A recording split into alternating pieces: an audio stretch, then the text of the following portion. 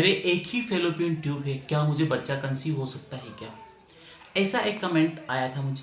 तो आज fallopian tube actually करती क्या है? जब आप इंटरकोर्स करते हैं तब आपके हस्बैंड का जो स्पर्म होता है ना, हेल्थी स्पर्म, उस स्पर्म को स्लोली स्लोली वो कहाँ लेके जाती है? जहाँ पे उसको कंसीव इन्वायरमेंट की ज़रूरत होती है, वहाँ पे वो आप उस ट्यूब के थ्रू ही जाता है।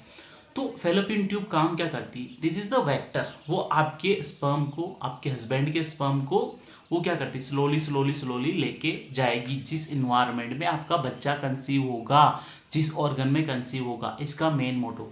तो क्या अगर आपकी 2 ट्यूब है और उसमें से एक ट्यूब ब्लॉक हो गई, यही डाउट है ना, तो क्या आपको कंसीव हो पाएगा क्या? आपका डॉक्टर आपको बोलता है आपको लेसर चांसेस है कंसीव होने के, आपको आईवीएफ करवाना चाहिए, आपको अल्टरनेट ऑप्शंस जो होते हैं ना प्रेगनेंसी के, वो लेने चाहिए। यार ऐसा कोई लेडीज सुनती है तो उसका दिमाग को एकदम धक्का लग जाता है। क्यों? कि मज़ा जो आता है ना कंसीव होने में, आपका खुद का बेबी कंसीव नेचुरल वे में जो कंसीव होगा वही मज़ा आपको पता है ना, फीलिंग जब आप इंटरकोर्स करते हैं, जब आपके हस्बैंड की उंगलियां चलती है, उसकी आपकी बॉडी को टच करती है, वो मोमेंट एक प्लेजर मोमेंट होता है। उस मोमेंट में जब आपको कंसीवनेस आती है ना, तो वही तो एक मज़ा होता है ना। बाकी तो जो अल्टरनेटिव वेज हैं वहाँ से तो आप कंसीव इजीली कर पाते हैं। तो फेलोपियन ट्यूब एक होगी। फेलोपियन ट्यूब का काम क्या है? वो आपको स्लोली स्लोली स्लोली आपके बच्चे को जनरेट होने के लिए, ग्रोथ के लिए एक एनवायरनमेंट जनरेट करती है कि जो हेल्थी स्पर्म होगा उस ट्यूब के थ्रू ही पास होगा। अगर हेल्थी स्पर्म नहीं है और एक ब्लॉक आ गया, तो एक ट्यूब तो है ना आपके पास, एक ट्यूब है तो उस ट्यूब से आपका काम चल जाएगा। उस ट्यूब में आपका बेबी इजीली कंसीव हो जाएगा। बस आपके हस्बैंड का हेल्थी स्पर्म होना चाहिए। और ये ऐसे काफ़ी साइंटिफिक एविडेंस भी अवेलेबल है, जिन लेडीज़ को, जिन मॉम्स को एक ही फेलोपियन ट्यूब थी, उनके बच्चा कंसीव हो गया।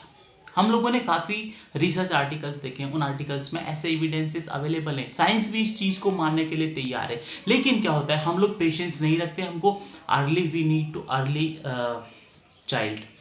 तो उसके लिए क्या है कि आपको है ना सेक्स कैसे करना है वो चीज़ भी बहुत इंपॉर्टेंट है। अगर उस चीज़ का आप ध्यान नहीं रखते हैं ना, तो आपके अंदर तो डर घुस जाता है कि एक ही ट्यूब है, मुझे कंसीव होने की लेसर चांसेस है।